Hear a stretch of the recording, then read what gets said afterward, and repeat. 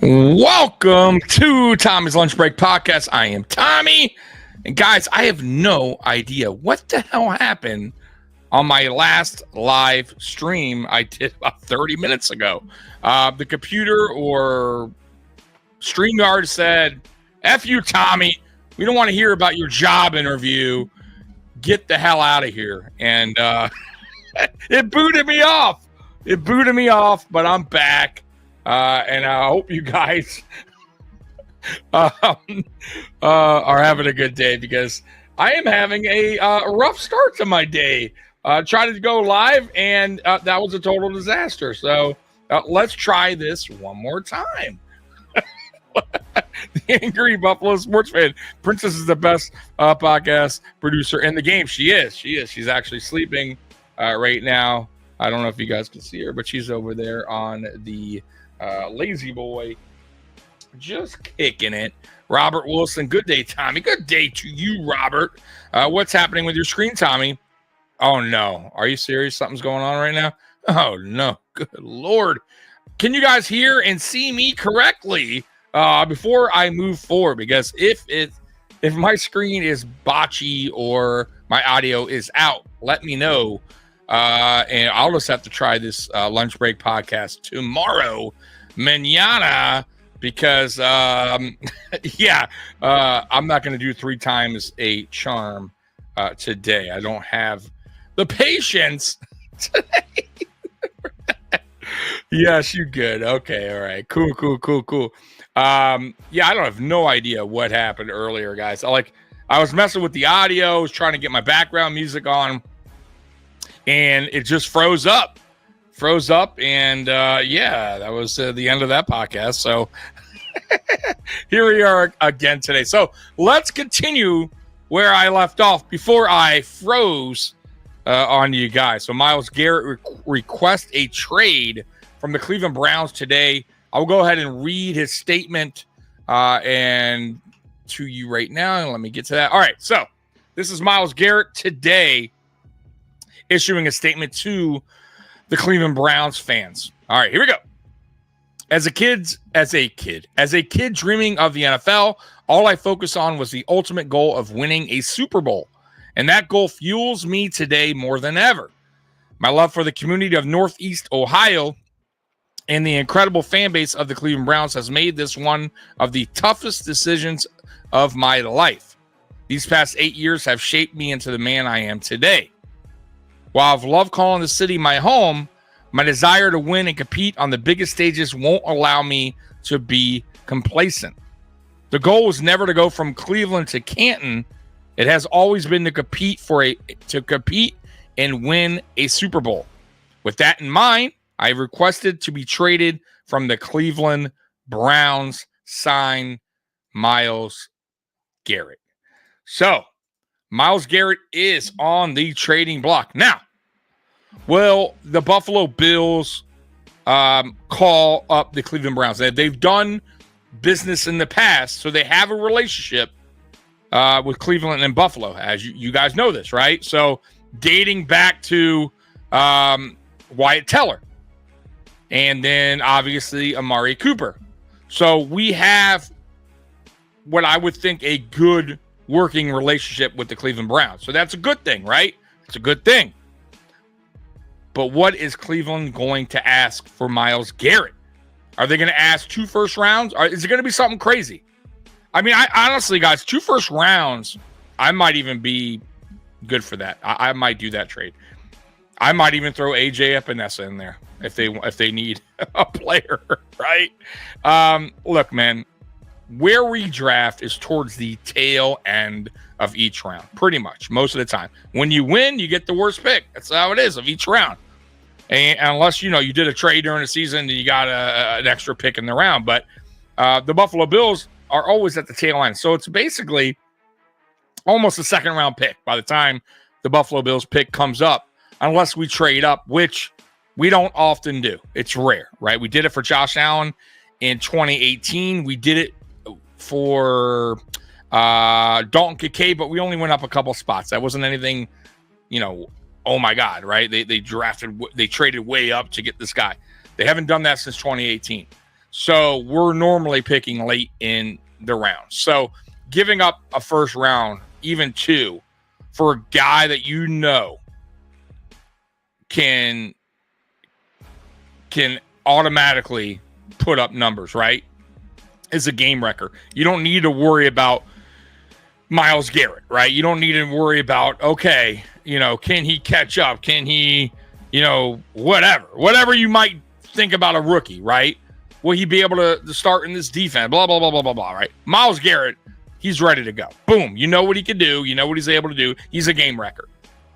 There's your game wrecker. We have one on one side, Josh Allen.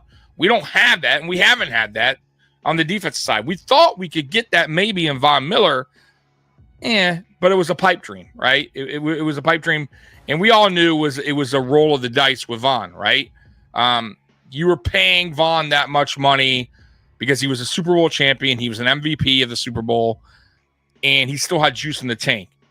And he just got done winning a Super Bowl with the Rams. So you paid him for his experience. You also paid for his leadership in the locker room, what he could do with the other younger players, right? Which I'm fine with. I still am good with. Like, I know a lot of people think it was such a bad signing. It wasn't a terrible signing. Yeah, did we overpay a little bit? Sure. But you got to remember, too, Von Miller reworked his deal out this past season where it was more incentive-based. And I think he's going to wind up staying, guys. I do. I think he's going to wind up redoing his contract for his last year and make it more incentive-based because he wants to become a GM, so he understands how the business side of things work. So Von may wind up staying. It doesn't mean you can't get Myles Garrett still. If Von's willing to redo his contract like he did last year, where it's more incentive-based, and why not have Von Miller back? Why not? Cleveland just said they have no plans on trading him, even if you request it.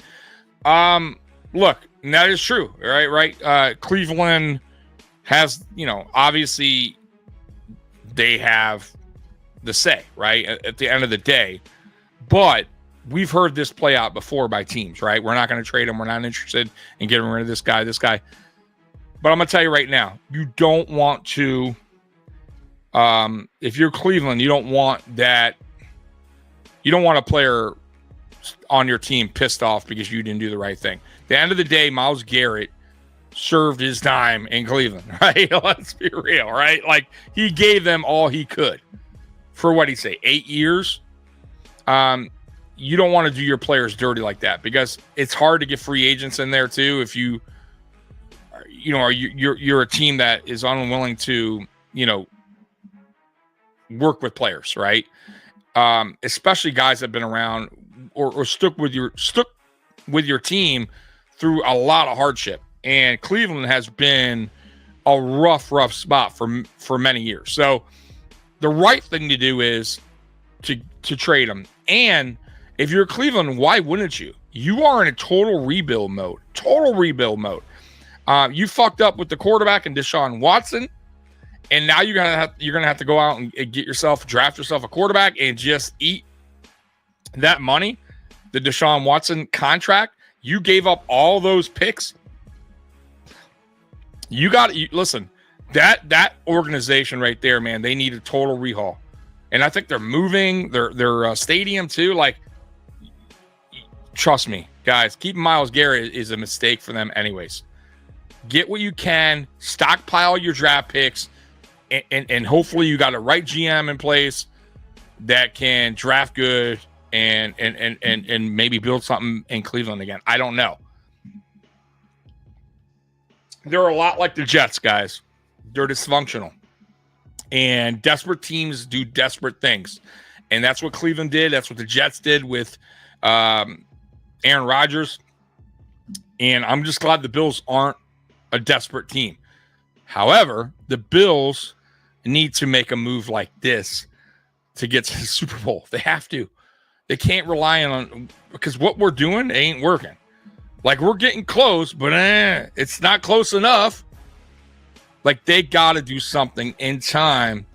They got to make a splash move. And Brandon Beane already said it in his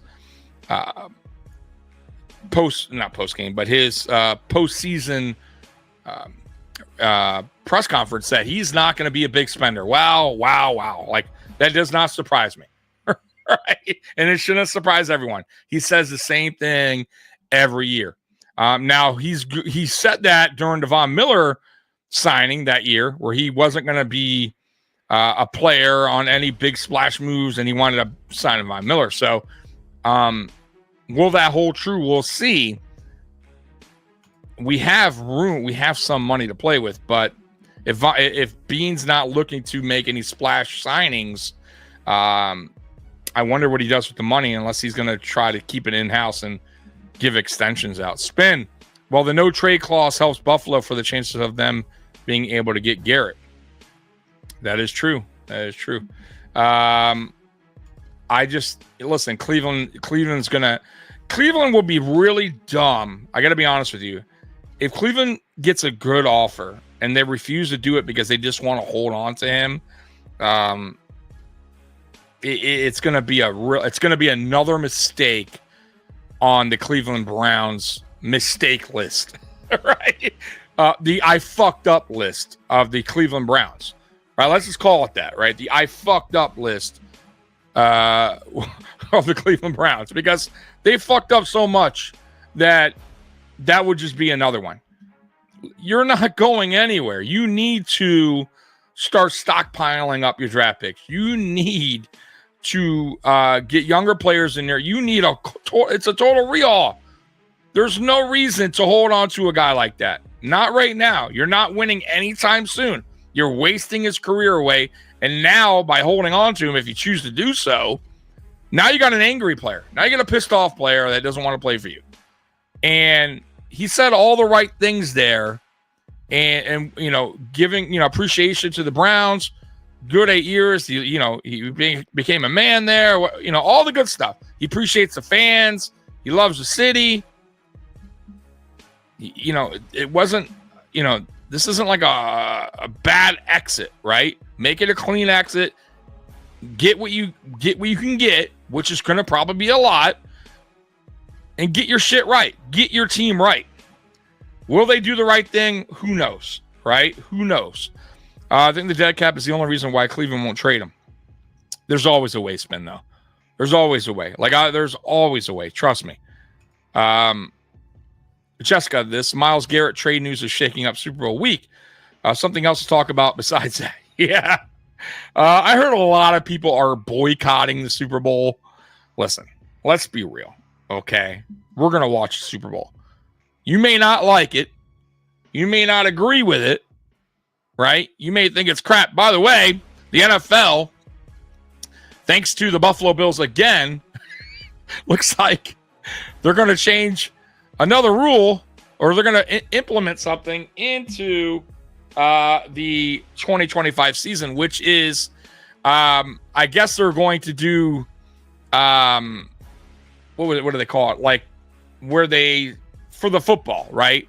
Measurements are going to be by a laser or something like that. I don't know. Like, where is it? Where did I read that? Let me see if I can pull that up here, guys, because it's kind of funny. It's like it's the second time. First, it was the overtime rule that the Buffalo Bills wanted up getting the NFL to change, and now it's measurements by some kind of, I don't know, whatever they said it was. Let me see if I can find it, because it's so funny, man. I'm like, once again, the Buffalo Bills forcing the NFL's hand and doing something. So let me see if I can find it real quick for you guys, so I don't misspeak on what they're planning on doing here. But it was something. Oh, man, where is it? Goodness gracious. Let me see if I can find it real quick, guys. Hold on. Hold your horses. Let's see here. Because somebody brung it up here. It's so funny, man. I'm like, of course. Let's see here. Man. I can't find it, but maybe you guys could find it. It was here somewhere, and now I can't find it. Oh, here we go. Here it is. I found it. Okay. Let's see here. It says, yeah, the NFL will consider measuring first down electronically during the 2025 NFL season. So I know they were testing it out in the preseason. So it looks like they're going to probably move forward and do that with the measurements. So laser, electronic measurement, whatever the hell you want to call it. Looks like they're going to go ahead and put that in for the 2025 season. I don't see how they still can't. This hasn't been done already with all the technology that the NFL has, well, just out there in general. How can you not know where the football is? Like I just don't get it. They totally blew some of those calls as far as yardage goes, yard to gain, right? Like the James Cook one was ridiculous. The Dalton Kincaid one was crazy. The Josh Allen one, look, I'm on the fence about that. It was very close. It looks like he got it. Whatever. But the one before that, Kincaid, clearly a first down. James Cook run for 11 yards. They only gave him 9. Clearly got it. The ball hitting the ground on the Cole Bishop play was crazy to me.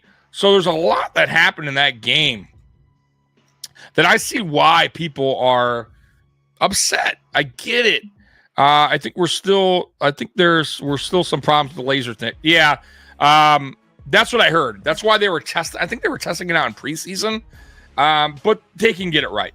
They for sure can get it right. Trust me when I tell you they can get it right. There's no need for a chain gang or come on, man. Like they can figure it out, get it right. And listen, at the end of the day, it's all we want. We want the right call in the field, regardless if it's against us or not. That's all I want. It's all I ever wanted. Give me the right call and I'll deal with it. Because I'm going to tell you, man, there's been times, and I love when fans boo, like when a call is overturned and it's the right call. Even home fan, I'm like, can't boo that. Like, clearly he dropped the ball. You're booing, right? Like, I'm glad they got the right call. Even if it's against my team, I'm okay with it. As long as it's the right call. Because, bro, like, I just, sometimes I don't see what the refs are seeing either. Like, I get it a lot, like, when you're live, right? Like, I get there's human error. But when you go to a screen, a monitor, and you still get it wrong, I have no idea what's going on after that. Right? Allen clearly got it if you look at the overhead camera. Yeah, no, I know. I don't know if he clearly got it, but I think he did get it. But that's not the worst of the ones that were not called a first down, is what I'm saying. I will say this, though. If we don't rush up to the line for that fourth down, it's very possible that we challenge that play of the Kincaid first down or not called first down. Because it looked like, not even look like, it was a first down. But I think because we rushed to the line to get a quarterback sneak or tush push, we didn't have enough time to look at the play, and we just ran the tush push, and it was failed. So, I don't know, man. In hindsight, we can go back and look at everything. And I'm sure the Chiefs can go back and look at film and go, look at this, look at this. So that's why I hate doing the referee thing like we got screwed or whatever, because I'm sure they could say they got screwed on some plays too. Let's see here. Jessica, Myles Garrett could sign with the Chiefs today, guaranteed to win. Yeah. Anybody could sign with the with the Chiefs and guarantee a ring. Yeah, it's so funny, man. Josh, when they're talking about the Josh Allen, Josh Allen can't beat Patrick Mahomes. Bro, if you swap quarterbacks, Josh Allen would have Super Bowls and Patrick Mahomes may probably not have any with the Buffalo Bills. I'm just being honest with you guys. They're on the same level. They're on the same level as far as greatness goes. They're just on two different teams. One very well coached, one pretty good. Decently coached, right? One with really good experience, offensive, defensive corners. One with young, inexperienced coordinators who are on the rise. One with a team that has playmakers on both sides of the ball. One team that only has a playmaker on, and I'm talking about, a game wrecker on one side of the ball, and that's Josh Allen. So yes, I do believe if the tides would turn, if Josh with the Chiefs, Pat with the Bills, I don't think Pat would have any rings. I don't. I think Josh Allen and Andy Reid would have multiple rings, and it'd be the same thing. We'd be talking about how great Josh Allen is and how many rings he has. So, let's see. Spin. Brady pissed off the NFL, and now they want to make sure there's a new GOAT in town. So, who do you guys got, by the way? Who do you guys got in the Super Bowl coming up here? It's hard to go against the Chiefs or pick against the Chiefs because, well, they're the Chiefs and they get calls and their experience and they got one of the best coaches in the league, and they just somehow, some way find a way to win close games. We'll see. I think Philly, right? But at the same time, it's the Chiefs, and you see what happens. So I have no idea. This one is a toss-up for me. I have no idea who wins this game. I'm going to be dead honest with you guys. No idea. I think it's going to be close. It could potentially be an overtime game. I want to see Eagles with the refs and Chiefs. Yeah, I just... We'll find out. You know, if I was betting, if you guys are betting, I would probably put the points... I would probably put like plus... I don't know, 7 on the Eagles. I think it's going to be close, but I could see the Chiefs winning, but by like 4 or something like that, 3, last minute drive or something like that. So, but even if the Eagles win, you guys win, right? So the Chiefs will win. I hope I'm wrong. Eagles head coach is from Western New York. Uh-oh, in trouble. See, from Western New York, that fucking place, oh boy. Let's get the Chiefs to win here, man. Those damn Western New Yorkers. Oh, good Lord. So, you guys watch the Grammys, by the way? I don't watch the Grammys. But, if you guys are interested, I'll go ahead and tell you the winners for the Grammys. So, Record of the Year, Kendrick Lamar. Not Like Us. Album of the Year, Cowboy Carter by Beyonce. That was the country album from Beyonce. She got the Album of the Year. I'll be honest with you guys. I have no idea of any of the songs that were on her cowboy album, country album. I don't listen to country, and I'm sure some of you guys do. And if you guys do listen to country, was that album any good? Like, because apparently... according to the Grammys, the people that vote, it was the Album of the Year. She beat out all the other people there. So, Song of the Year, Not Like Us by Kendrick Lamar. I know he got a couple Grammys. Best New Artist, Chappelle Roan. Couldn't tell you who the hell that is. Producer of the Year, Daniel Negro. I can't even pronounce the name. Negro. I can't even pronounce it. Songwriter of the Year, Amy Allen. Best Pop Solo, Espresso. Look, I don't even know who the hell are these people. Boy, music has really changed. Die with a Smile, Best Pop Duo, Lady Gaga and Bruno Mars. Okay, I know Lady Gaga and Bruno Mars. Not a fan of Lady Gaga. Bruno Mars, I do. By the way, Bruno Mars, I used to think that was like band. That's just him, right? Is he Bruno Mars? Right? He's just Bruno, right? That is Bruno Mars. I thought it was the band name. I guess it's just him, correct? Right? Like, my God, music. What is going on with music lately? Let's see here. It hurts that bad at passer. I mean, they got Brown, Smith. Jalen Hurts is good. I think Hurts is good. But I think it'll be can the Chiefs stop Saquon Barkley? That's the real question, right? We'll find out. They got a hell of a defense and they got a hell of a defensive coordinator. So if anyone's going to stop Saquon or at least slow him down some, it will be the Chiefs. I don't know if you guys are interested in this fucking Grammys. I mean, I have, like I said, I don't know any of these people. For the most part. I mean, best rock album, Hackney Diamonds by the Rolling Stones. The Rolling Stones are still relevant. They're still making music. What is going on here? I had no idea. I had no idea.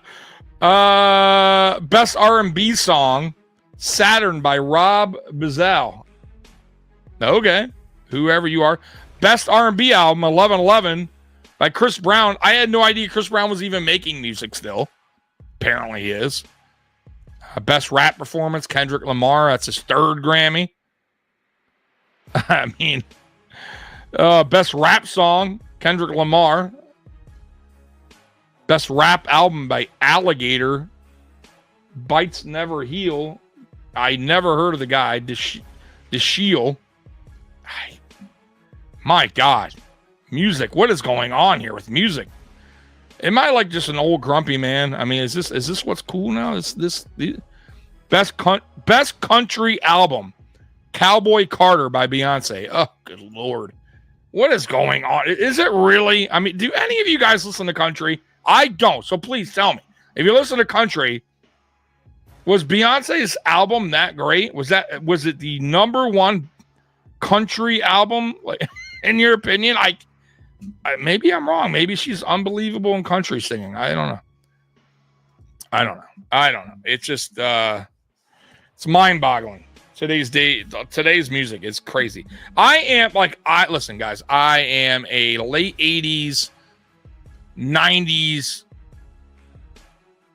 early 2000s. That's my genre. Like, that's where I'm at right there. That's and I do like classic rock. I'm not gonna lie. I like classic rock because I grew up on it. My mom listening to it when I was a child, and then as I got older, I'm like, oh shit, yeah, I remember that song. That's awesome. I love that. But when I started listening to music as a kid, I was, or that I enjoyed at the time was late 80s, freestyle and pop, and then rap, R&B. But this stuff now, today, is terrible. It's so bad. It's just really tough for me to listen to this music. I cannot listen to it. I am happy that... See, I don't even know who that is. Who is... I'm gonna listen. Look. I'm gonna have to look these people up because I have no idea. Like Gorija, I couldn't. I'm gonna look it up. Maybe I'm wrong. Look, I have another YouTube channel where I react to music, or at least I tried. But YouTube copyright crap is ridiculous. I know you guys, a lot of you guys obviously just listen to podcasts and watch videos on YouTube, but if you don't like actually do YouTube streaming or like podcasts, then you don't know. But I'm gonna tell you, YouTube and copyright is a big problem. Like, it is very tough for us to put any type of clips to react to. And supposedly, under the law, we're allowed to, as long as you're reacting to a music video or a movie clip scene or a football play, it's legal, right? Like, because we're reacting to it by law. But YouTube goes by a different thing, man. And they throw down copyright strikes. And guess what, folks? You get 3 of them, you are done with YouTube. And it doesn't matter if you make a new YouTube channel or not. With a whole different email, name, don't matter. YouTube knows. And they will not allow you to have an account. And you are screwed. And you are done. So that channel there, I kind of put I probably haven't done a video in 8 months on that YouTube channel. And it was fun. I enjoyed it.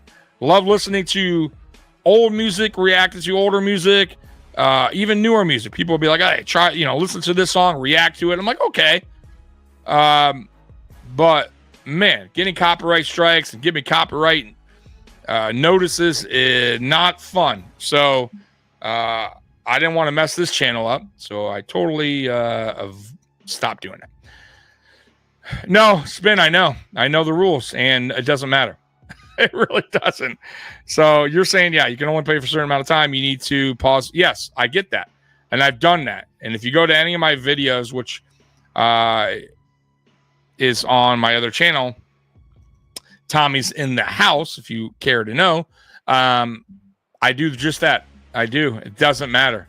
It does not matter with YouTube for some odd reason with the copyright. They are extremely picky. So, yeah. I mean, what can I do? What can I do? Mr. Fulton, the most interesting man in the chat. Hello, Tommy. We lost our basketball game. Sorry, man. But I have made 30 basketball shots. Man, you're in the 30-30-30 club, huh? Okay, good for you, buddy. Well, you keep on balling out, man. Hopefully you guys win the next game that you ball out like that. But, yeah, man. So, look, man. End of the day, when you go back to, let's go back to the Buffalo Bills. We have a long off season to go, guys. A long off season. What changes need to be made for this team to get over that hump, which is really the Kansas City Chiefs? And I know Brandon Beane said it's not about the Kansas City Chiefs, but it is. And in reality, it is, because you're going to see them in an AFC Championship game more than likely, and that is who you're going to be facing, or in a division round, whatever. The chances of you seeing the Kansas City Chiefs in a wild card game are slim. So you're either going to see them in a division game or an AFC Championship game. So yes, it does go through KC. Brandon Beane, I love you, but the reality is we got to figure shit out, and it really that's the team, because I feel like we're good enough to beat pretty much anybody in the AFC, and I'm confident in that. I am so not confident if we play the Chiefs in the playoffs. Like, it won't go good. The results will be the same. And I'm not trying to be a Debbie Downer, just trying to be realistic. Unless we get a game changer, unless we do some, off-season stuff here to get us to the next level, or get us over that hump, or make me feel more confident when we play the Chiefs again, because we will. We will. Bills will strew out the same. Sorry, D, next season, unfortunately. I agree. Cycle. Totally agree. You have to get a game. You have to get a game wrecker. And if it's Myles Garrett, obviously I would love that. But you need to figure something out. If it's not Myles Garrett, then who, right? Is Khalil Mack the answer? He's a free agent. Would I prefer Myles Garrett? Of course. But Khalil Mack, okay. You know what? How much does he have left in the tank? How much is he asking for? Right?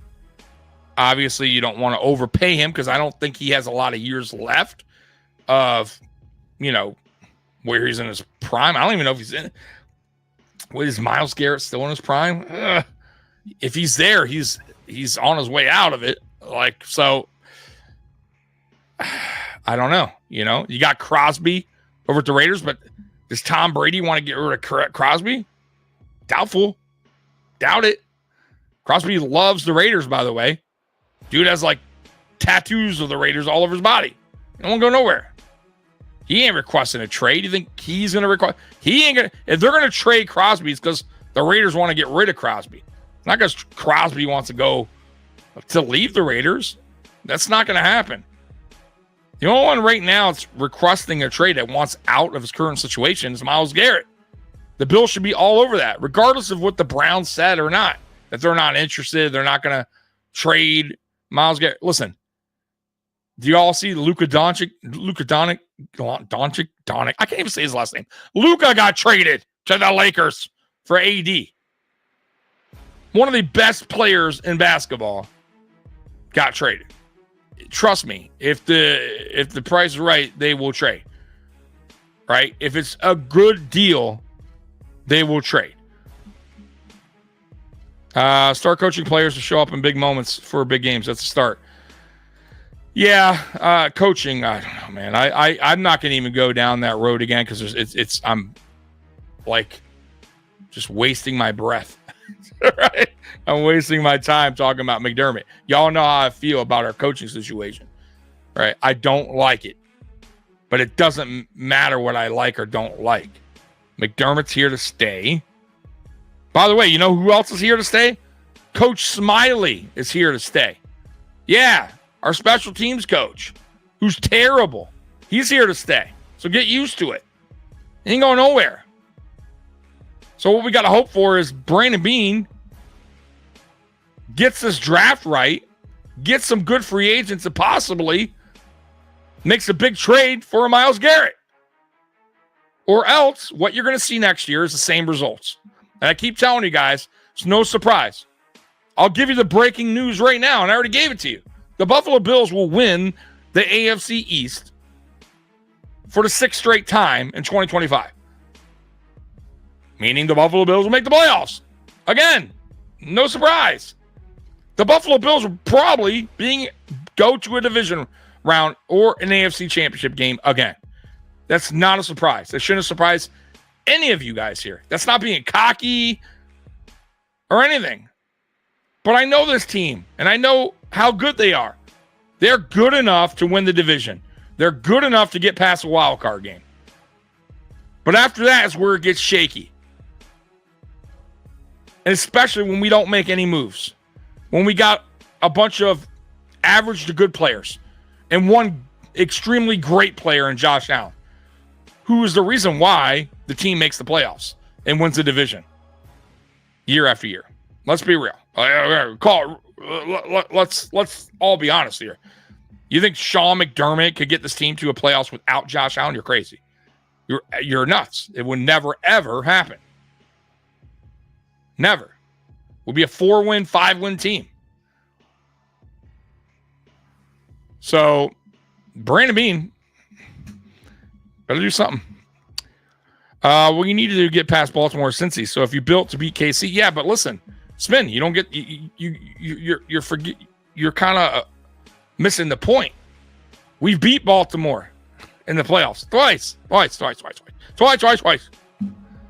Cincinnati, it's a different story. Cincinnati, here's what I'll say about Cincinnati. I think Cincinnati is a really good team, and I think they have what it takes to beat us in the playoffs. I think they do, offensively. I don't think our defense it just doesn't match up well. However, that being said, Cincinnati has issues.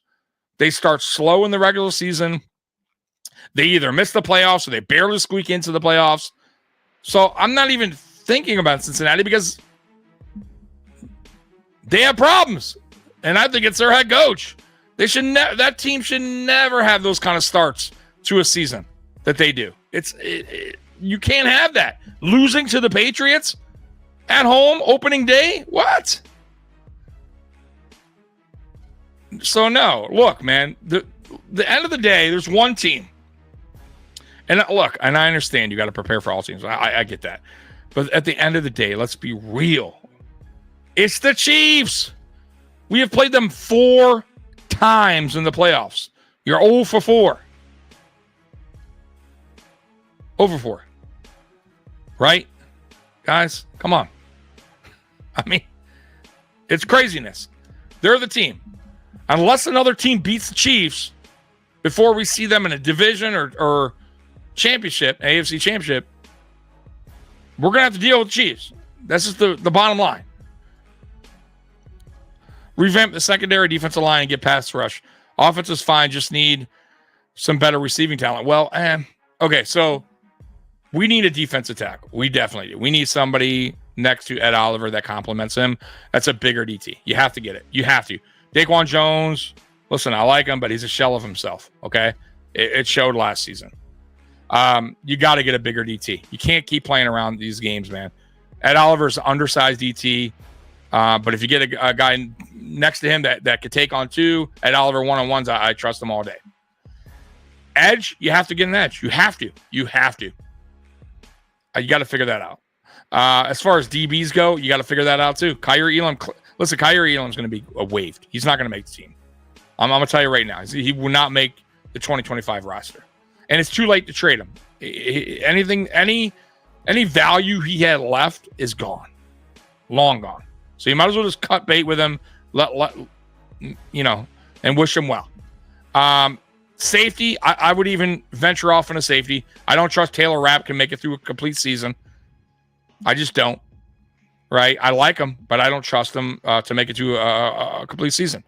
I want a new left guard. Now, it's fine if we keep Edwards one more year, but we need to be prepared for that. Just like we were getting McGovern prepared to take over center when we waived Mitch Morse. And we also have SVP, who's prepared to take over McGovern as soon as McGovern's contract is up, because that is our future center, I believe. So I would love a left guard in this draft if one's available. And we need an over-the-top receiver. You have to have a speed receiver. You have to. We don't have that. And then we'll be all right. But we don't need a lot on offense. We need a ton on defense, man.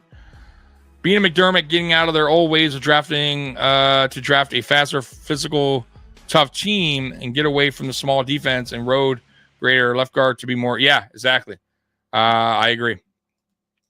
Spend Garrett $19 million non-guaranteed money next season, $25 million non-guaranteed in the following season is what owed on his contract. Yeah, but they can always figure it out. Remember, if he's traded, like whatever team's going to go to, more than likely, they'll have talks with the GM wherever he goes, right? Wherever they deal him. And they'll make a deal with an extension. They'll redo the contract, restructure the contract where it fits for everybody. It makes sense, right?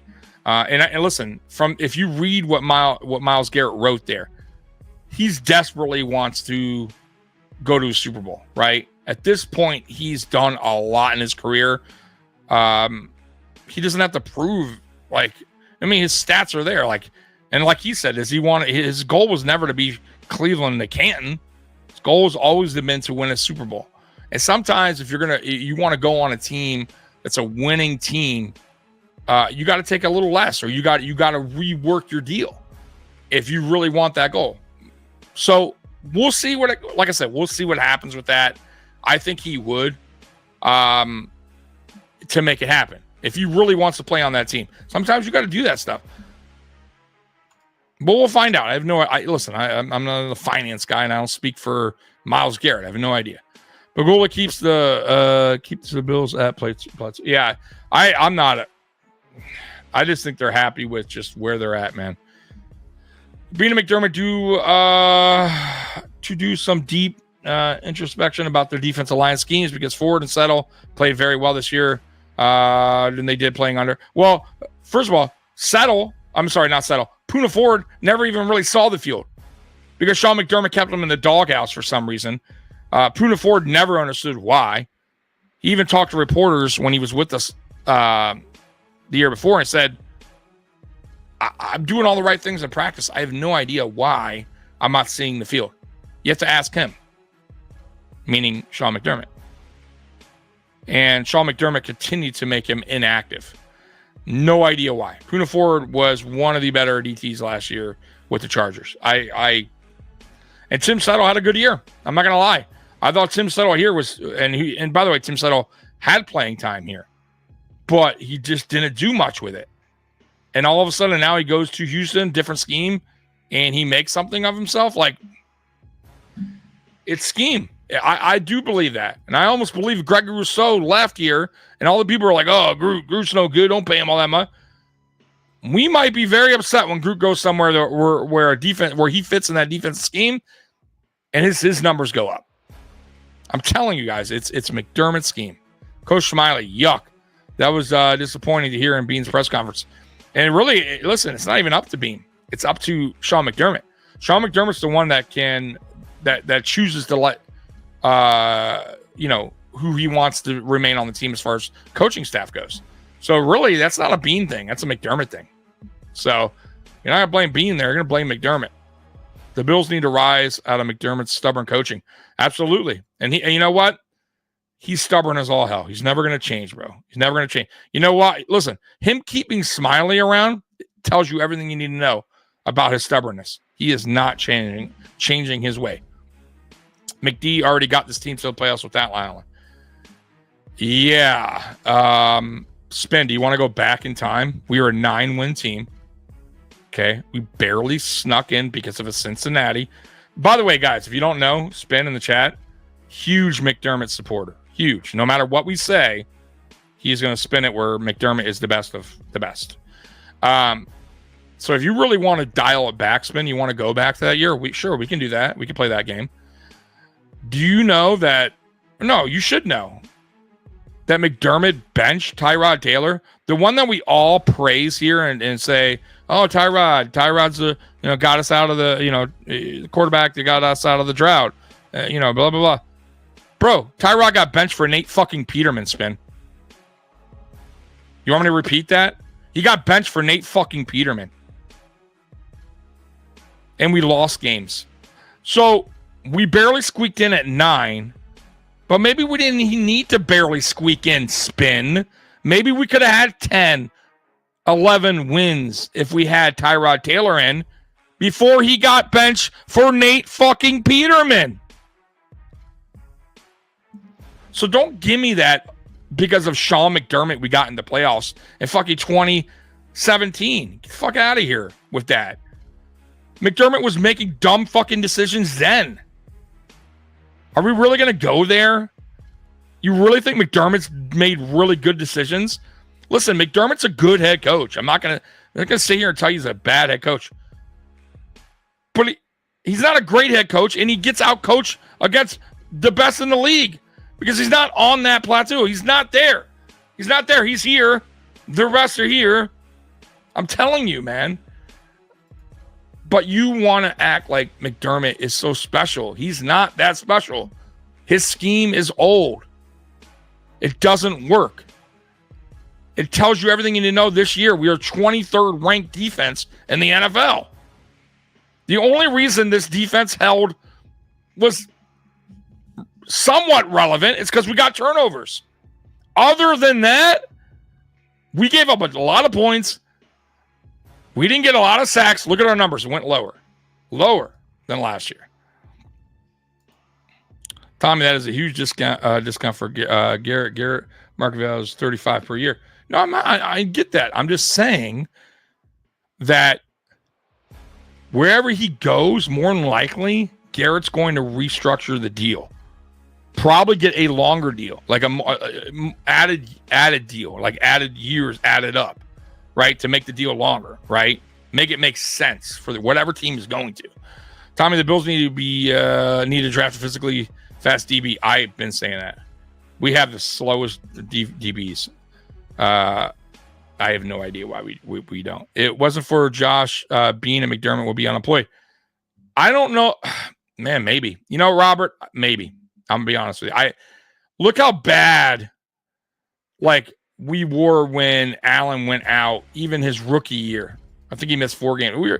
Not that we were great with Allen in there because Allen was still going through his struggles. But my God, we try to start. First of all, we try to have AJ, whatever the fuck his name was, and we wound up trading him. AJ McCarron, I think it was. And then we had Nate Peterman start. He couldn't even finish the game. And then Josh went in there. I think Josh got hurt at some point. He missed some time with a shoulder injury. And it was terrible. It was terrible. It was awful. It was hard to watch without Josh Allen being in there. I'm not spinning anything, Tommy. Did we make the... Come on, Spin. Sure. Yeah, we made the playoffs. But you're right, Spin. McDermott's the man, bro. If Allen's not on this team, you're right, Spin. We still make the playoffs. Boy, Spin. Listen, no matter what, Spin is a McDermott guy. No matter what. The guy could come out and say, fuck you to all Buffalo Bills fans, and Spin will go, hey, look, he didn't say fuck you to Western New York. He didn't say fuck you to Rochester. He was just saying fuck Buffalo. People live in Buffalo. All right? McDermott's still a good guy. He tells great campfire stories. All right, he got us the playoffs with Tyrod Taylor in 2017. I want to keep him. Stop. Come on, Spin. Listen, I'm not going to go down the McDermott rabbit hole with you again today. I'm not going to do it. I've done enough videos and live streams about my opinion when it comes to Sean McDermott. You can think he's the greatest coach on earth all you want. You can paint pictures at your house of Sean McDermott. You can buy all the autograph photos. You could do all the, meet and greet sessions with McDermott. Whatever you do in your spare time, that's fine. I'm not going to hate you for that. But I have my opinion. You have yours. Anyways, let's get out of that conversation. Weston, Myles Garrett is going to require at least 4 to 5 picks, and he's going to cost 20, 30 a year. Is he going to want at least 4-year deal with Von? Yeah, well, listen, Weston, at the end of the day, we don't know what he wants. I'm not going to speak for what Myles Garrett wants or the Cleveland Browns. Now, I will say, yes, the Browns are going to, if they do trade him, they're going to want multiple draft picks. But we know this, right? That's not a, shocking thing, right? What he wants money-wise, I have no idea. I obviously going to want to get paid, but he also wants to win a Super Bowl. And usually, once again, if you're going to a Super Bowl team, most of the time, their money is tied up with some of their players, right? Like, most of the time, they don't have tons of room. So he's going to have to work with whatever team brings him on. But you got to remember, the salary cap goes up every year, guys. Every year. There's going to be a way to make the deal happen. I promise you. For whatever team, even if it's not the Bills, it will happen. Like, whatever team gets him will make it make sense. Garrett will probably go to the Patriots Commanders. I don't think he goes to the Patriots, bro. Weston, here's the deal. He just said it, right? Look what he wrote, right? He wants to go to, his goal was never Cleveland to Canton, right? Commanders, maybe. They got far, right? They got to the NFC Championship game. I can maybe see that because they're a playoff team. The Patriots have done nothing yet. They are rebuild mode still. We'll see what happens. He's not willing to wait around for a couple years until they get it right. Washington, sure, right? They seem like they're on that pace of being a really good team, right? They've proven that. But if you're Myles Garrett, you're not trying to go to the Patriots, bro. You're not trying to go to the Jets. You're not trying to go to any rebuild situation, or you might as well just stay in Cleveland. You know what I'm saying? So no, I don't think I put the Patriots out of that. I would be shocked if the Patriots make a deal for Myles Garrett. I'd be shocked. Now, mind you, it's really up to Cleveland unless he has some kind of trade clause, and I think he does.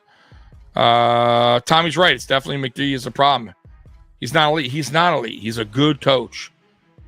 You're acting like McDermott. I never said that. Guys in the chat. See, this is the thing. Everybody in the chat knows. I've said it a gazillion, million, thousand, gazillion, billion times. McDermott's a good coach.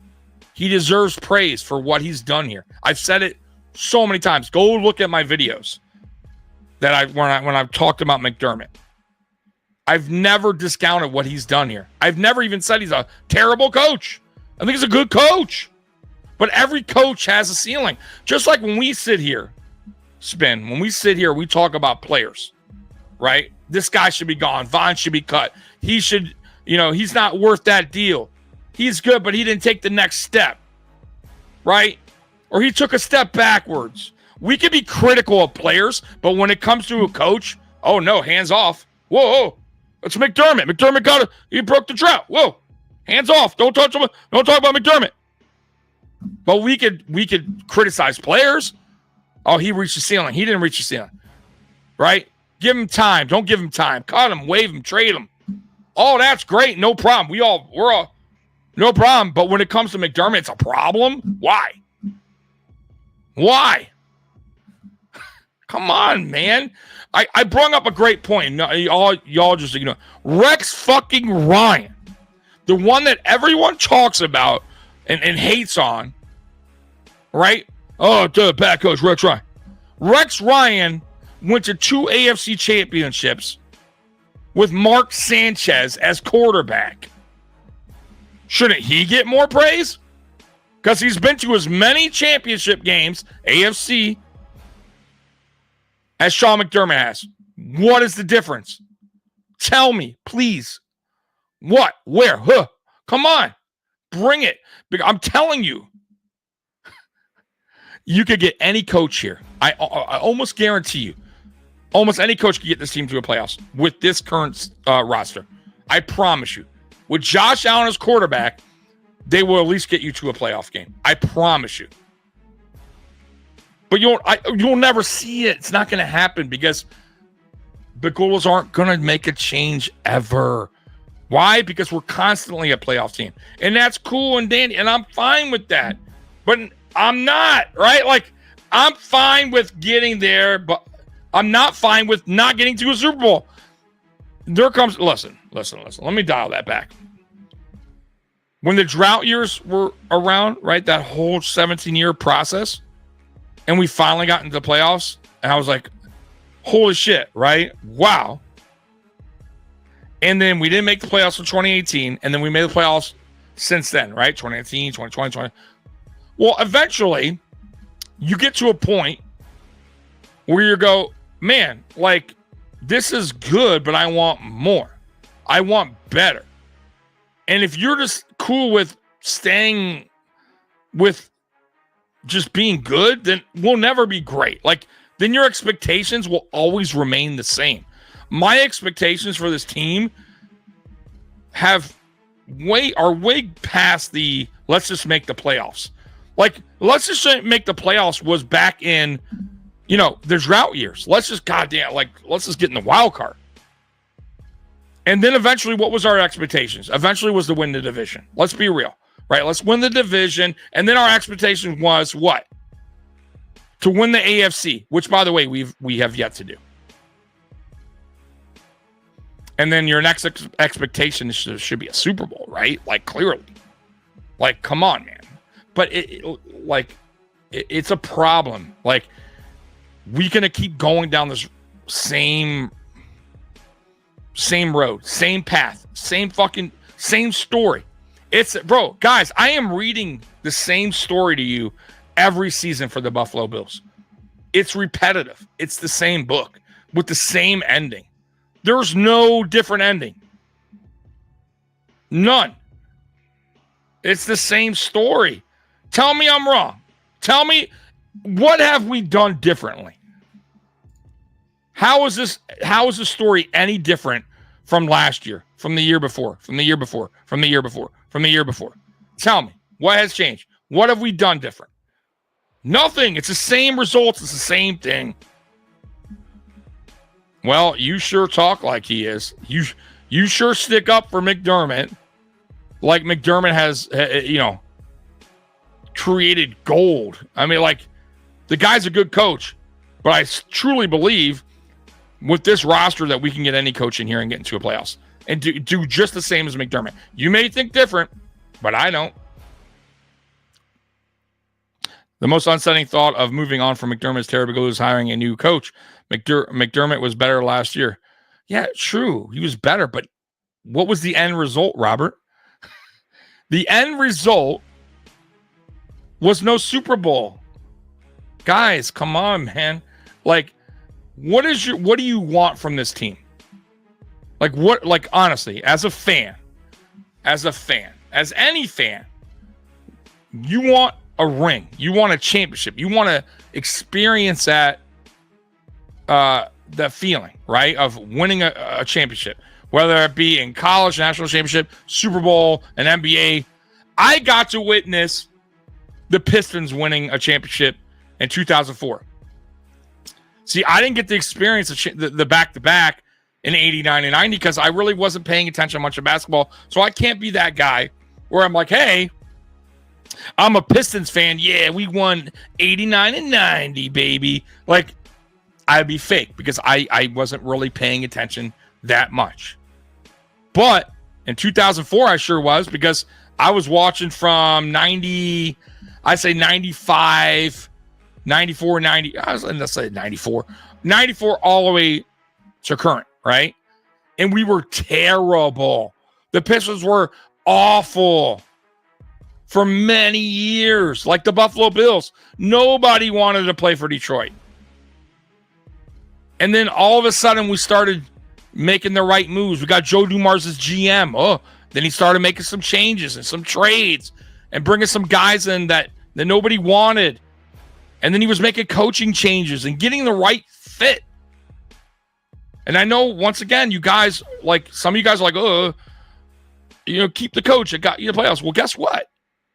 You know who our coach was back with the Pistons before Larry Brown won the championship? It was the coach for the Mavericks that used to coach the Mavericks. I don't know if he's there anymore. What was his name? Rick Carlisle. So Rick Carlisle was a good coach. And before him, we had Doug something. I forget his name. So Doug, whatever his name was, got us to a playoff. He couldn't get it done. So we hired Rick Carlisle. Rick Carlisle was a good coach. He went on to win a championship years later, but he couldn't get it done in Detroit. So Joe Dumars goes out. He gets an experienced head coach in Larry Brown, who went to an NBA Finals with Philadelphia. At least he'd been there. He didn't win it, but at least he sniffed it. Right? He got his team that far. By the way, Philly team that all they had was Allen Iverson. They weren't deep at all. Right? But he knew the experience would help. And he was sure fucking right. Because the Pistons went on and won the finals. Right?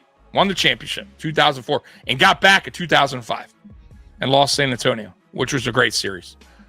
But you see, changes needed to be made. Right? A different voice in the room needed to be had. So I'm just saying, like, is Rick Carlisle a bad head coach? No, he's a good coach. But he couldn't, for some reason, his voice or whatever his scheme, it only got so far with the Pistons. They needed a change. That change was Larry Brown.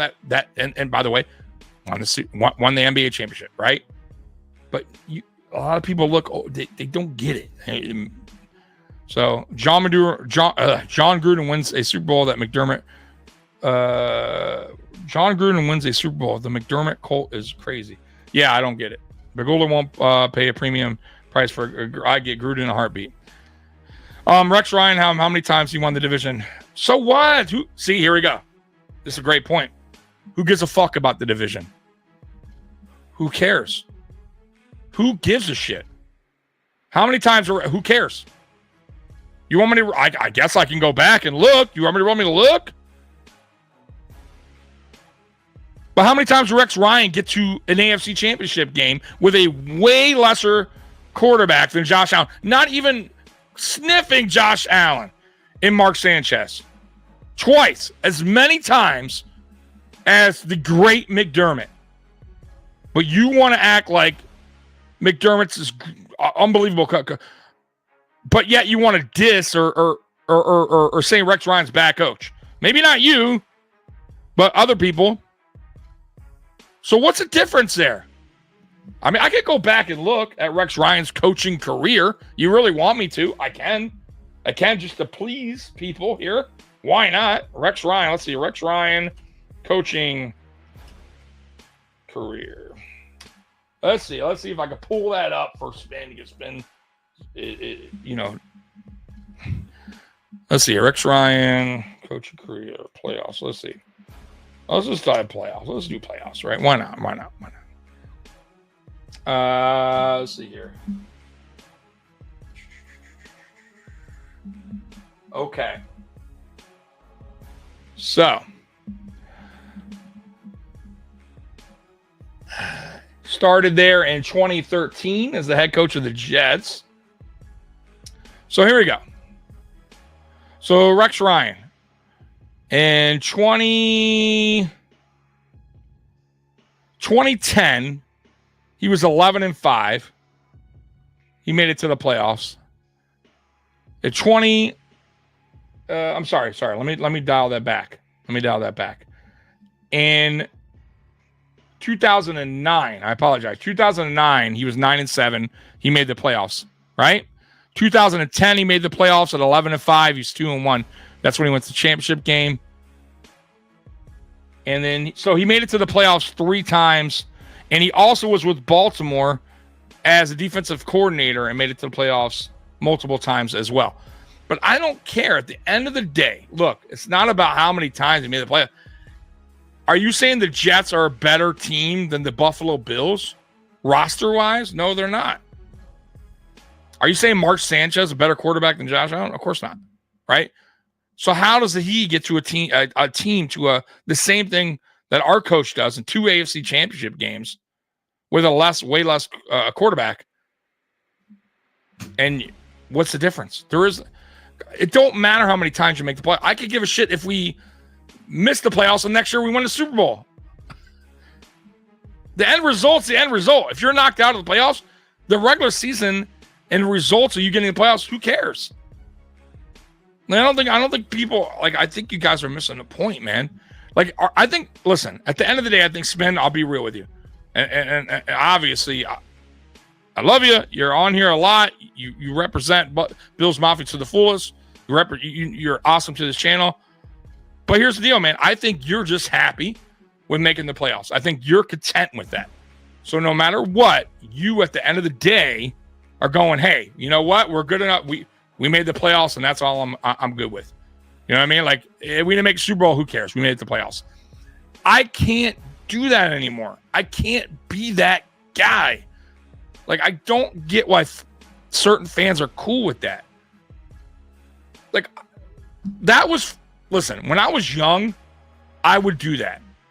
Like, when I go play, let's say the Pistons made the playoffs, but we got beat in the, Eastern Conference Finals. And I go to, the basketball court playing ball, and someone's talking shit. And I'd be like, well, who's your team? Oh, well, yeah, well, at least the Pistons made the playoffs. Like, I used to be that guy, right? At least we made the playoffs. Who cares?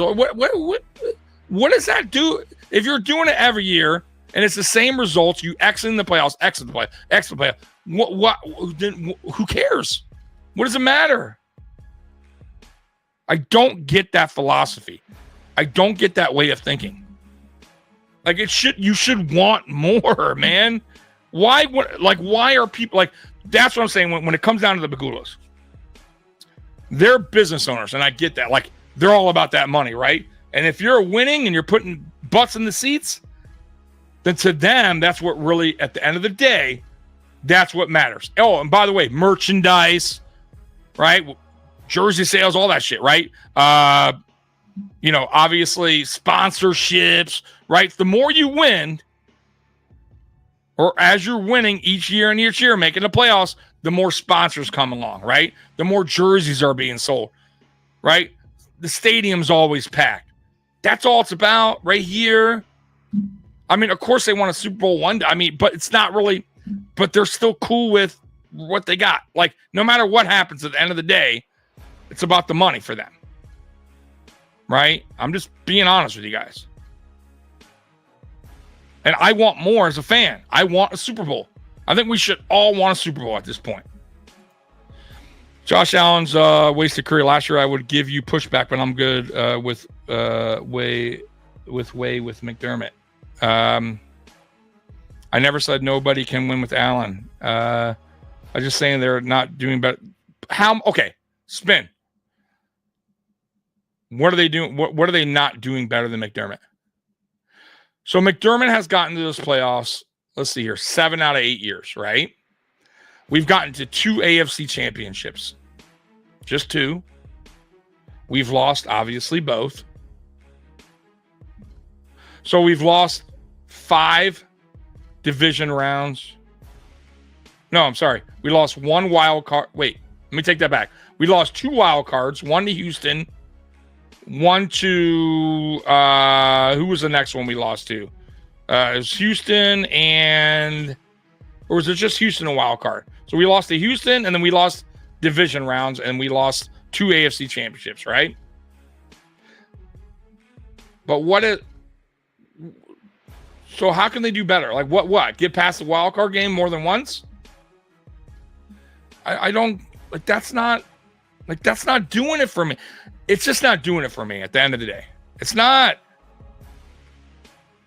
Taking shots at random cord to replace McDermott is, I don't know. Listen, I'm not taking shots at anybody. I want to take a shot at you. You've been cool here. I just, let's see here. Spin. I'm not content with just making the playoffs, but I chose to go with the path that gives us the best. You know what? Look, how do you know that? How do you know he's the best path? Because what? What has he proven that he's the best path? By the way, too, the argument of, okay, Tommy, who are we going to go out there and get? Who's available? Well, nobody's available. Nobody. Because we're talking right now in fucking February. Of course all the good head coaches are gone or signed. Like, that's another reason. Look, as long as we are making the playoffs each year, they're not letting McDermott go. The Bagulas, like, you have to make the decision early. And by the way, this has been done before where teams have made the playoffs and fired their head coach. But you got to make that decision. You got to make the decision right after the playoff loss. And you got to go find your guy. You cannot wait until the off. Like, obviously, all the head coaches are gone. Obviously. But, yes, like, listen, guys, man, there's nothing wrong with change. There's nothing wrong with change. It's not going to affect this team. For those that think they can, you really believe that a new head coach will just all of a sudden just change this team's back to the drought years. I don't believe that. I do not believe that. And change is good. Change is good. It is, especially when the results are the same year after year. Eventually, you got to change.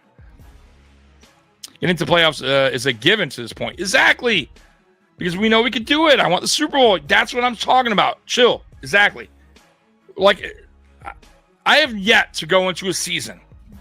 Oh, the Jack. Thank you, Spin. The Jacks. I meant the Jacks. The Jacks were 2017, and then Houston was 2019. Thank you, Spin. But exactly Chill's point. Like, it's expected now. We are good. We are a good team. We have one of the best quarterbacks in the NFL. It is expected that we go to the playoffs every year. Every year.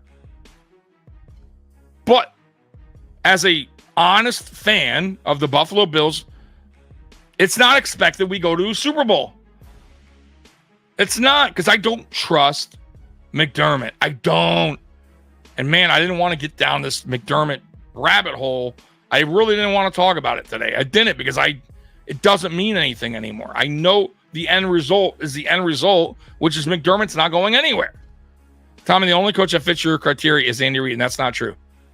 That is not true. Listen, Andy Reid is up there. He is the man, right? At the moment, he's the guy, of course.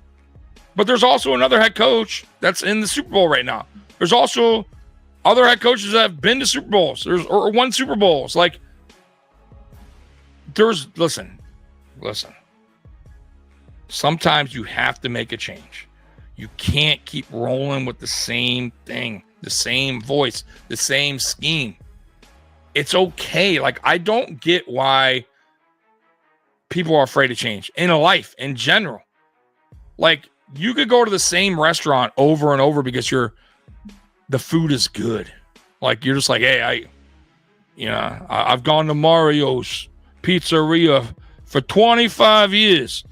The pizza's really good. But you got Vinny's Pizza right up the street that you have no idea. And you're unwilling to try because why? All right. You're afraid of disappointment. You're afraid of change. Come on, man. Eventually you have to. Because Vinny's Pizza might be fucking great. And it might open your eyes to something. Go, holy shit, I've been missing this the whole time because I've been dealing with good? Come on, man. Eventually you have to make that move. You got to, in life in general, right? You can't just stay put. Eventually you have to change, right? You have to. Like, it's just the way it works, man. Or just get used to the same. That's all, and that's fine. I mean, I don't know. Oh, Sabres are terrible. Listen, I don't even watch hockey, but whenever I see the scores or the standings, I'm like, this team is terrible. I mean, the Sabres are bad, really bad. But the Bagulas, look, right now it's all about football for them. They got two teams. One of them is putting asses in the seat, making money for them. Playoff team, they're cool with that. The other team sucks ass, but they don't give a shit. They're still going to make their money from their from the NHL, from the TV deals. Like, they don't care about that. Right now, football's at where it's at, man. Hockey's the stepchild, right? Yeah, Crosby would be, but I don't think he goes anywhere. Tommy, patience is a virtue. Okay, so spin, hypothetically, like 9 hypothetically. You know he's going on year 9, right? How many more seasons? And I've asked you this, and I think you did tell me this, but I wanted you to answer again because I don't recall what you said. How many more years to you as a fan of McDermott will eventually go, you know what, we have to move on from McDermott? Like, how many more seasons to go by, right?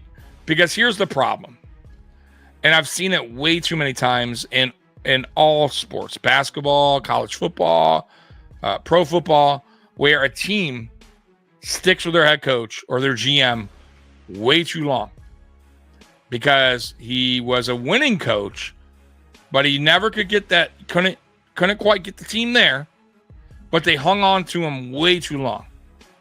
And here's the problem when it comes to this team. We have a quarterback who's not, listen, this is in the second year, right? He's going on year 8. You hang on to McDermott so long, and time flies by the way, guys. Eventually, Allen's out of his prime, or he's nearing it. And all because you wanted to wait to see if McDermott could figure it out.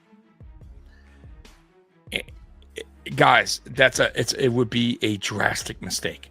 So I'm going to ask you, how many more seasons? So you as a McDermott fan want to keep on with McDermott if he can't get this team to a Super Bowl? And by the way, I'm not even saying win a Super Bowl. I'm saying get this team to a Super Bowl. Because if McDermott even got us there this year and we lost, let's say we got there and Philly beat us, you know what? I would go, you know what? You got to keep McDermott. You have to. Because he got us there. He got us there. He knows what it feels like. And I trust that he can get us back. Okay. I'll be good with that. But he hasn't gotten us there. It's going on year 9. So what are we talking here? Year 10, year 11, year 12, 13, 14, 15, year 16, year 17, 18, 19, 20. Before you know it, he will be on that Marvin Lewis 16 seasons. And then you're going to go, whoa, Allen's in his 15th season. We haven't been to a Super Bowl. Yikes. It's too late. It's too fucking late. It's over.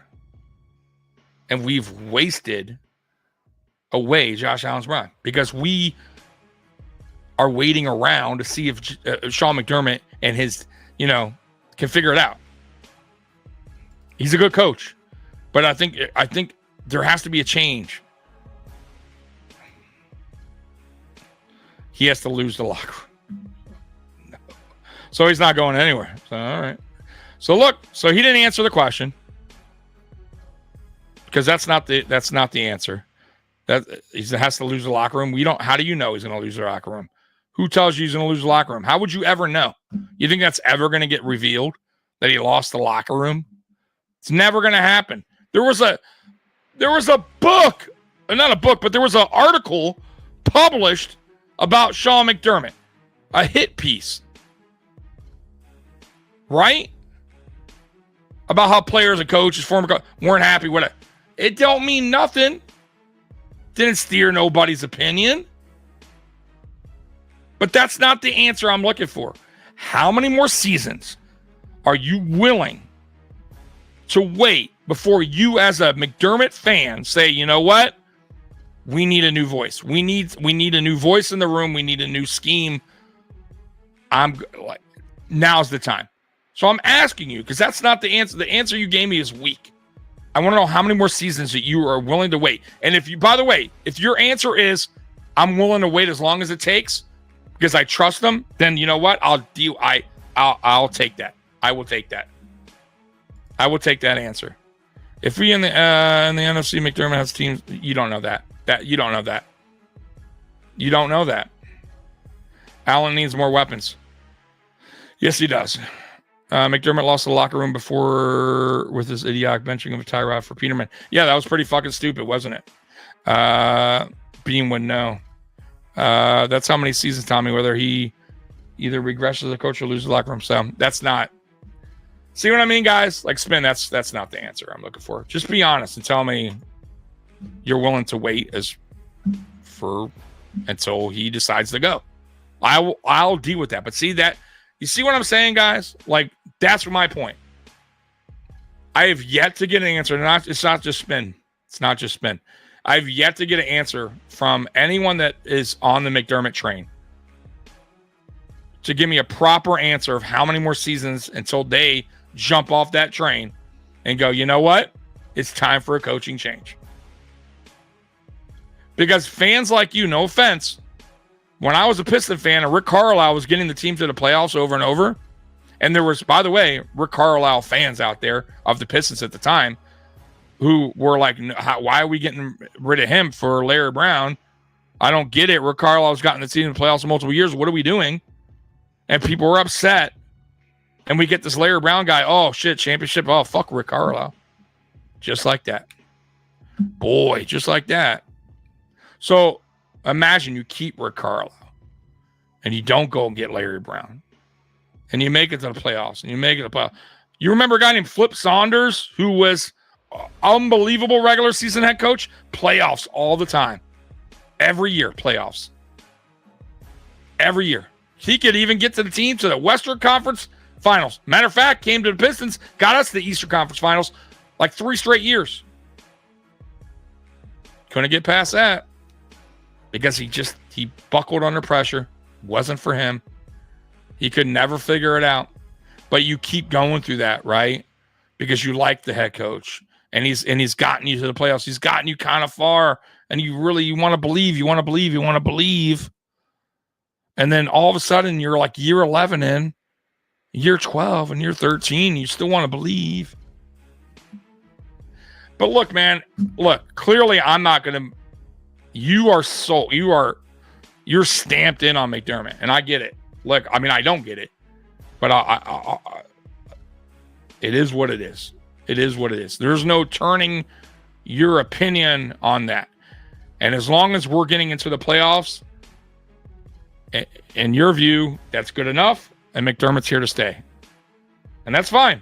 But I've still yet to get a proper answer from anybody regarding how many more seasons that they want to keep McDermott.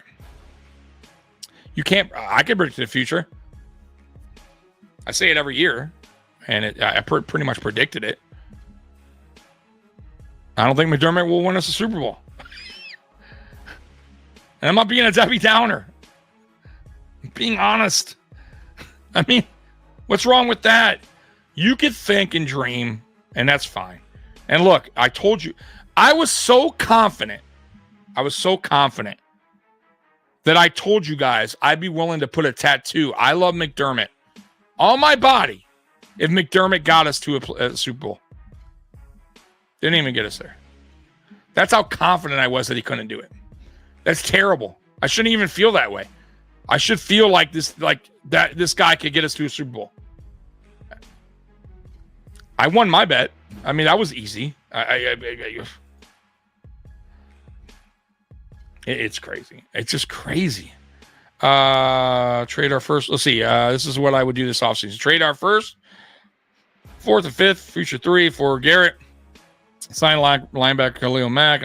Yeah, well, that's a lot. And I would love all of that, but that's probably not going to happen. And Bean already said he's pretty much going back to the thrift store this offseason.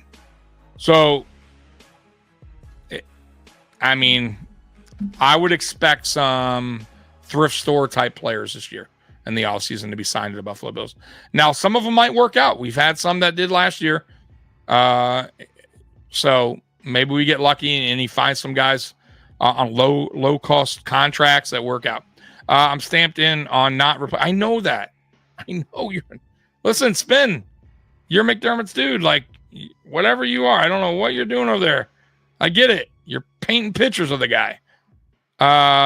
No, you didn't give me a proper answer. I asked you how many seasons. You gave me you worked around. You know what you gave me? You gave me a McDermott answer. You gave me coach speak. Well, this is spin. This is what you gave me.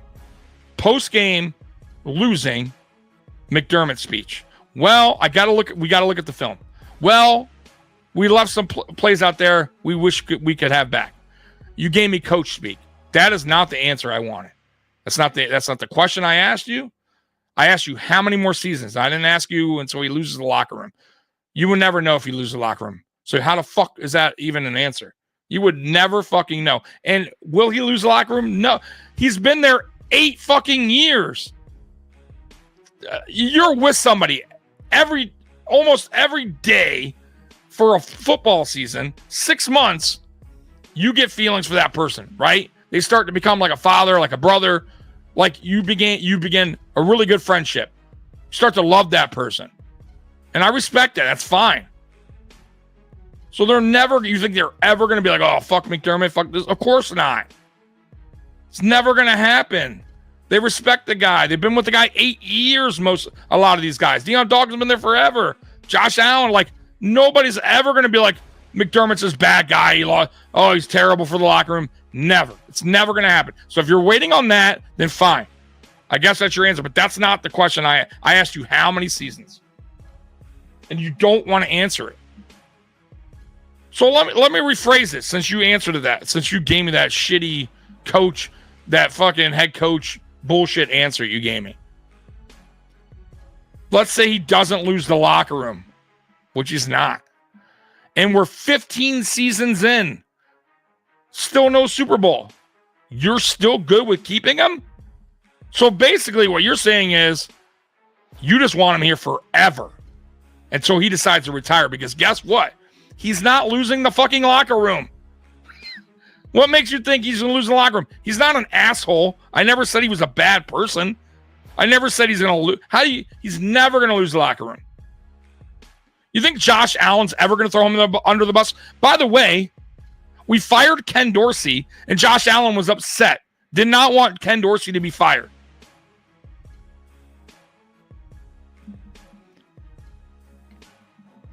You get where I'm going with this? But guess what? It needed to happen. Regardless if he lost the locker room or not. Ken Dorsey didn't lose the locker room. Players loved him. Name one player that came out and said Ken Dorsey's a fucking scumbag, lost the locker room. Name one report that said Ken Dorsey lost the locker room or lost the offensive side of the locker room. Never. Not one. I didn't hear shit. But he had to go. I'm willing to give him until this next season. If we don't go get rid of him. No. Okay, see, now that is an honest answer. Philip, thank you. An honest answer. Not coach speak, not some work around the fucking question. He answered it.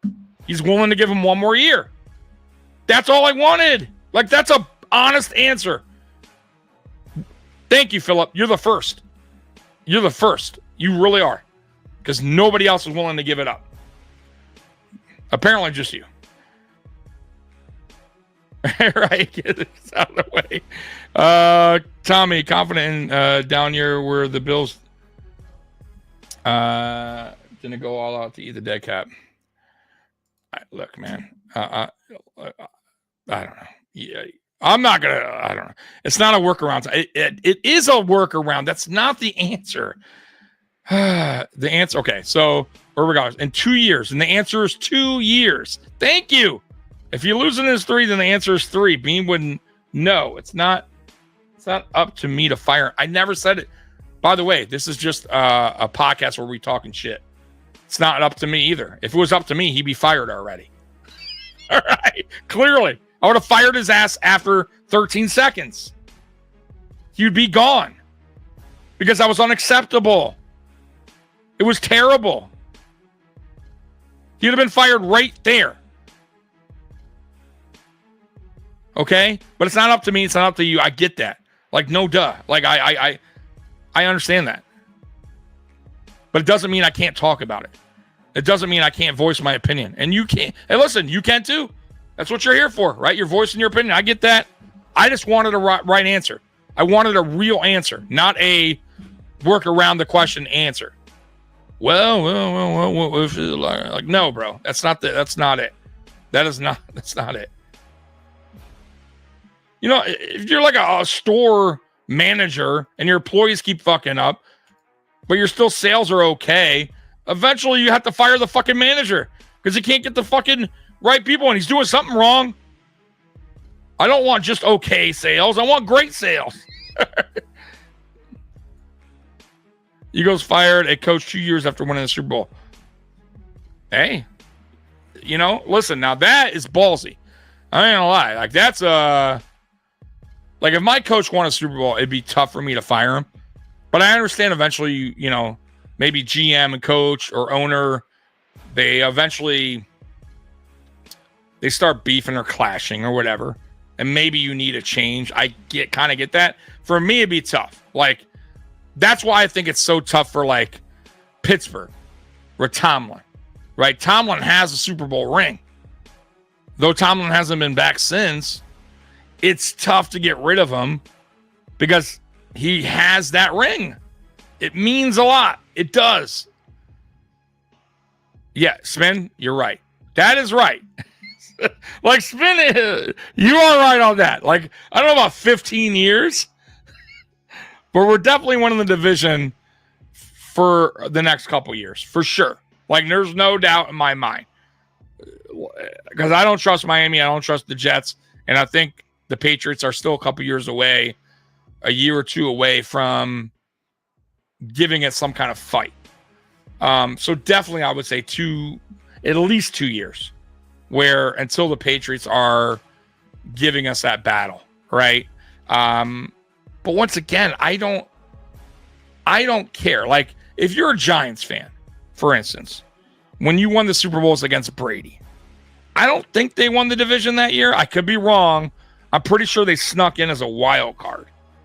But no Giant fan is looking back and going, damn, I wish we won the division. Like, dude, they don't give a fuck. They got a Super Bowl ring, a trophy. Like, I don't give a shit about the division.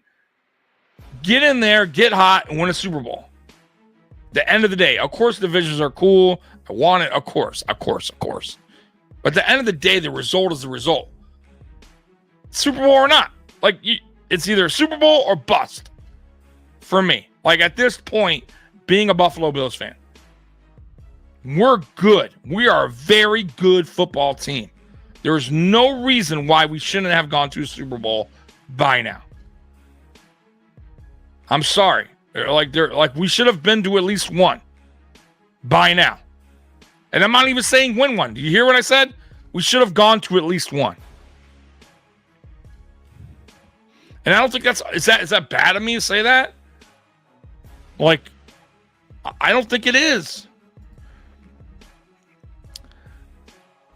I don't know. What is this? Cheap viewers? What's going on here? Get rid of that. Winning the division is a loser mentality. We all know Spin's ears voice in his head. Spin. I'm right with you, Tommy. Gone after 13 seconds. Yeah, unacceptable. That is a real answer because an arbitrary number doesn't mean it. No. That's not like Spin. You gave your. I think you said 2-3 years, right? Like, listen.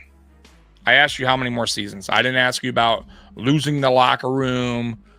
Like, I don't give a fuck about if you lose. Who gives a shit if he doesn't lose the locker room? Do you really? At the end of the day, you think anyone gave you? Okay, put it this way: you think Marvin Lewis got fired because he lost the locker room? They loved him. They absolutely loved the guy there. They didn't want him to be fired. Like, players respected the shit out of that guy. Of course, he was there a long time.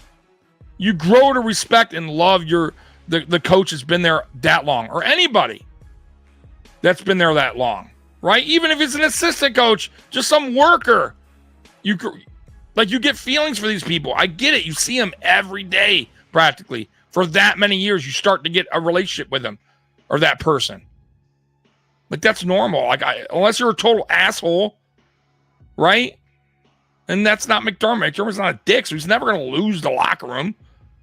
I just wanted a real honest answer. Forget about all the other nonsense. Losing the locker room or this. Like nobody, I don't care about that. I care about Super Bowls, right? So I want to know how many more years you want till you decide, you know what? Maybe it is time for a new voice. Maybe it is time for a new scheme. Do you like his scheme, his defensive scheme? I think it's terrible. I think it's played out. I think better offensive coordinators eat off it, thrive off it, love it. They get in the playoffs, a better offensive team, they know how to work it. Every year, he doesn't change. And he also makes a lot of mistakes. Now, granted, I will say this. McDermott had a better year last year. I'll be honest with you. He had a better year as a head coach. I said it before. I thought he changed some, right? I thought he loosened up a little bit. I thought he was a little bit more aggressive on defense at times. I thought he was a little bit more aggressive on offense at times. But he still made mistakes. The same mistakes we've been talking about. Time management. He did it against Houston. Right? He didn't fire his special teams coach at the end of the season when he had so many fuck-ups this year. Right? Bad timeouts. Like, dude, we can go back this year. He made some mistakes that he's made in the past and he should know better. And like I said, once again, his defensive scheme gets cut up and abused against better offensive coordinators. I mean, look at down the stretch. The Rams put 48, 46 on us. The Lions put 40-something on us. We gave up opening touchdowns in every game in the playoffs. Every game, opening touchdown. Opening drive touchdown. Every game. Baltimore almost came back and beat us in the second half because they adjusted and we didn't. That's a McDermott scheme, guys. So, whatever, man. I like McDermott. I think he's a good coach, but the coach 2025 and his last chance. Friends is friends. This is business. Exactly. So, Chill Will saying one more season. All right, see? There we go. McDermott, Pro Bowl under the bus thrower. Yeah, I'm throwing. Listen, ain't throwing anybody under the bus. He's the head coach. So the finger's going to be pointing at him, just like when you're the star quarterback, people point the finger at Josh Allen, even though it's not always on him. Right? Well, guess what? McDermott is the leader. He is the main guy here. He's the one that calls everything, right? The shots. It's his team. So you're going to have to point the finger at the guy that runs the team, pretty much. Isn't trading for Garrett another Vaughn situation? No, it's not. Listen, Myles Garrett is younger. He is still in his prime. The thing with Vaughn is we were catching him out of his prime. And then he actually didn't have a bad first season with us until he got hurt. Once he got hurt, having your second ACL is a problem. And that's what bit us on that signing. And I think, honestly, maybe we were a little desperate as far as trying to get a quick hit on a player in a Super Bowl run, right? And hoping that he would stay healthy and we would have a guy that, what he did in LA, for instance, with the Rams, right? We were hoping that would happen that year, and it didn't because of the injury. I mean, at least the injury knocked him out of the season. We don't know what would have happened the remainder if we had a healthy Vaughn to finish out that season, the first season we had. I don't believe in some random deadline. It's not a deadline. Who said it was a deadline? No one's talking about a deadline. Does any coach have a deadline? Nobody gives you a deadline, Spin.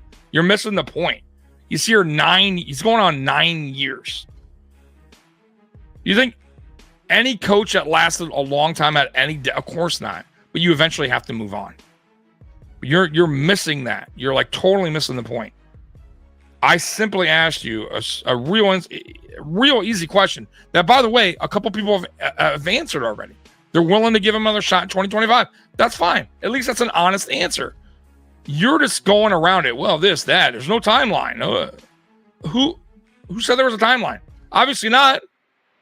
I didn't say there was a timeline. There shouldn't be ever a timeline. But eventually, as a fan, as owners, you go, all right, so what's the ultimate goal here, right, for the team? Like, what is the real goal that we have in mind, right? The goal should be, realistically, the goal should be a Super Bowl, right, for every team, right?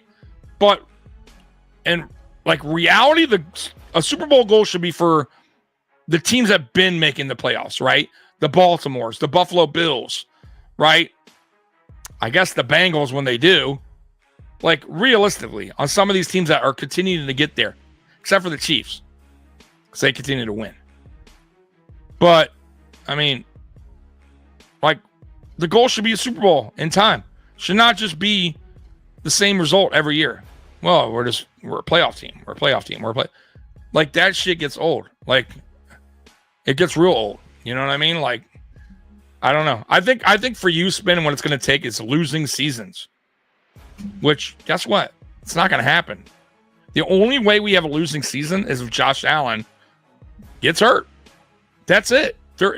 Listen, Josh Allen is going to get this team to a playoff every year. So if you think like us not getting the playoffs is going to happen with Josh Allen, like it's not going to happen. Like we're always going to be a playoff team. So if that's good enough for you, that's good enough for you. I can't keep going this back a circle thing. You want him as head coach? You believe he's the best head coach in the world? Or at least for the Buffalo Bills? Not in the world. You know what? I'm going to hand myself. You think he's the best coach for the Buffalo Bills, period, then that's fine. I'll leave it at that. You believe that, that's fine. I don't believe that. And I think a lot of people don't believe that either. And I think maybe in time, maybe, you will believe that needs to go as well. But I don't know. What's funny is I'm a Chiefs fan and I'm 1,000% agreeing with Tommy on everything. Also, him not firing Smiley is a knock as well. Him not firing Smiley is a really stupid decision, Spin. And I'm guessing you're going to back that decision because you like McDermott. I have no idea. But clearly he can do no wrong. So, like, clearly, whatever McDermott does, as long as he doesn't lose the locker room, he's here to stay. Is crazy to me. It's absolutely crazy. If McDermott doesn't get to a Super Bowl in the next 2 years, I think there definitely needs to be a change. It's from a Chiefs fan perspective. That's all I'm saying, guy. Like, it's all. I'm saying get there. Just get there. No, Tommy, some McDermott throws. Oh, he does, Sal. Yeah, he does. And it's proof in guys that left here that are no longer here. Well, listen. I think Leslie Frazier was kind of thrown under the bus. I think McDermott has had issues with guys, with certain coaches here.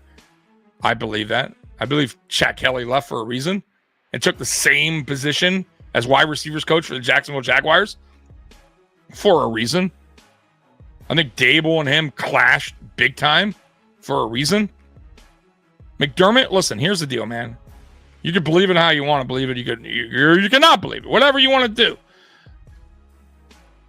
McDermott wants things done his way or it's a highway. And here's the deal, man. His way ain't getting us to a Super Bowl, Spin. And I get it. All coaches want things done their way. They're the head coach. And I agree. But you better get it to us. You better get the team to a Super Bowl or your way ain't working. Right? And your way starts to affect the team because certain coaches that players like leave. A lot of players loved Leslie Frazier and respected him. A lot of players love Brian Dable. Right? Now, granted, Brian Dable took a head coach now, but let's be real. That tension was brewing. It was going to happen one way or the other. Dable was leaving. Ken Dorsey was loved by his offensive players. Now, I will say I agree with the Ken Dorsey firing. I think Ken Dorsey just wasn't ready, so I'm okay with that. But you don't let Smiley go, but you let Ken Dorsey go? Smiley's made terrible judgments, terrible decisions. Our special teams unit was terrible under Smiley over the last 2 seasons. He should have been gone. Why keep him? What's the point? What are we doing here? Bobby O.G. Johnson lasted here way longer than he should have. We go down this rabbit hole all day, bro. I'm telling you. I blame Bean too, brother. Where's our D line in that KC game? How they are keeping Smiley is behind me. When Denver fires theirs, and they were ranked a top 10 special teams unit. Mafia Smiley is McDermott's decision, not Bean. I know that. And McDermott didn't get rid of Smiley. I mean, I'm just saying, like, that's his coaching staff, right? I think it's time to shit or get off the pot. Tell me, I just said him not firing Smiley. Oh, okay. Sorry, I misread it. And he found a way. I didn't mean to. Then, look, I apologize. All right, calm down. Don't beat me up, Spin. Me praising on every single thing. Well, I'm just shocked. All right, I am shocked there. Dable told me McDermott step off and made Josh blossom. McDermott had no clue what he had. Yeah, look, man. I like Dable. I thought Dable. There were some things I didn't like from him as a coordinator. He bothered me a lot of times, but I thought he started to get better as he was here. But I do like Joe Brady. Like I like the more balanced attack that Joe brings over the more fun ball that Dable had here. So like I'm okay like with Dable leaving here. Like I'm okay with it. But my point is, if you can move on from coordinators, you can move on from all these other coaches, but you don't want to move on from your head coach after 8 years of not getting to the Super Bowl. For me, it starts to be a problem. And once again, man, I just want to get. All I expect is them to get there. Just get there once and have me have at least let me have some belief that you accomplished that much. Like you finally figured a way to get there. Like at least I could go, you know what? Okay, we've been there. Like, okay, all right, like, but we haven't. And I don't know if we will. Like that's the problem. And I just don't, as a podcaster that covers this team, it's so tough for me to listen, man. I love this team. I do, man. Like, I love the Buffalo Bills guys.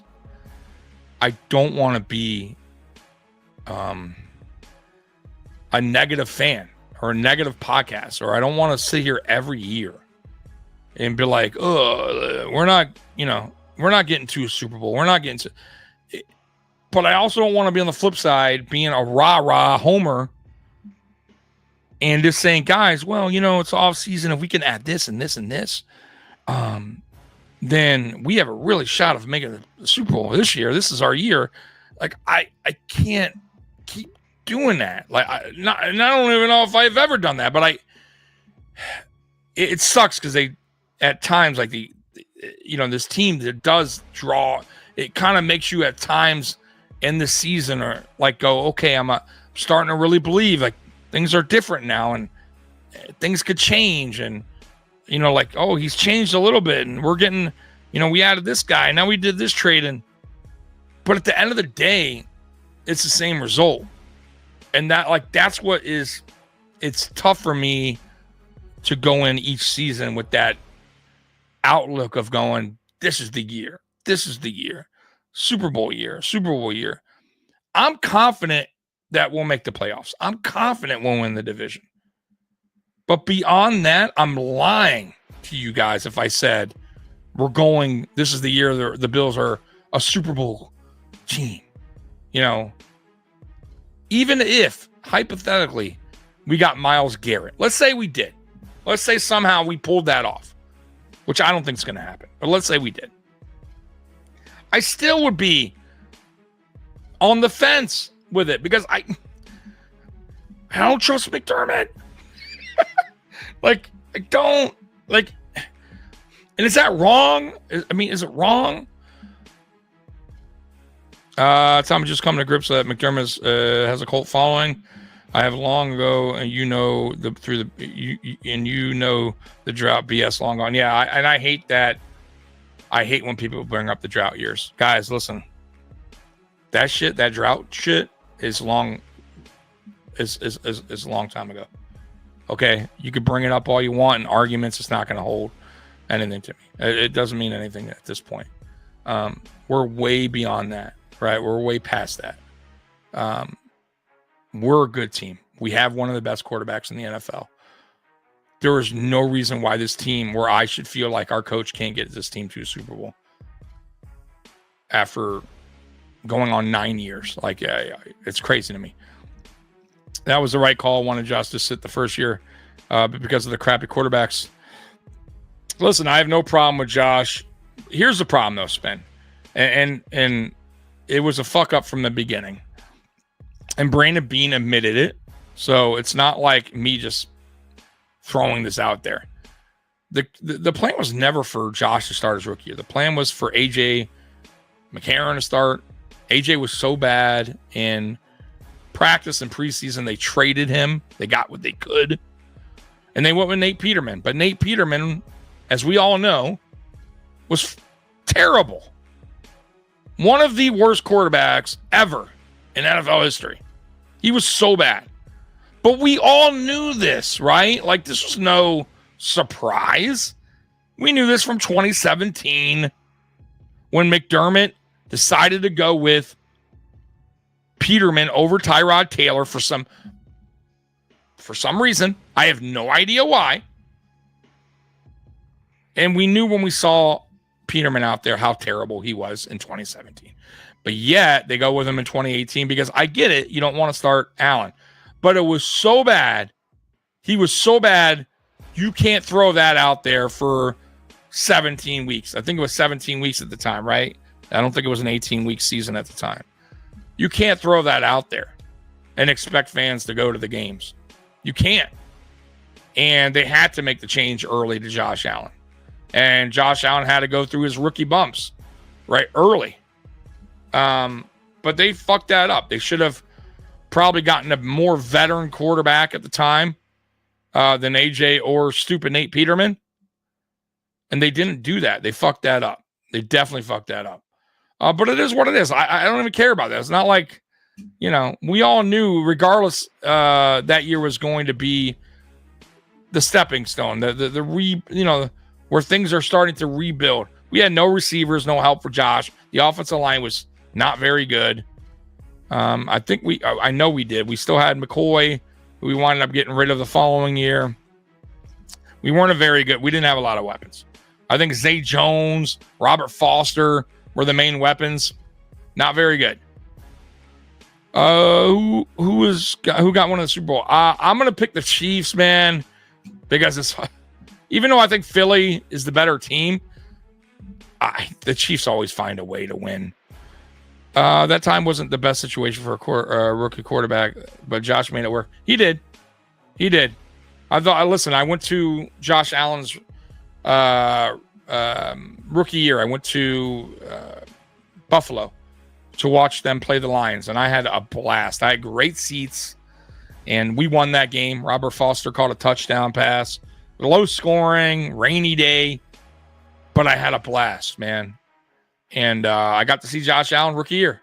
It was fun. So much fun. I saw the potential right away in Josh Allen, even though he didn't have the greatest completion percentage, turnovers, but you saw what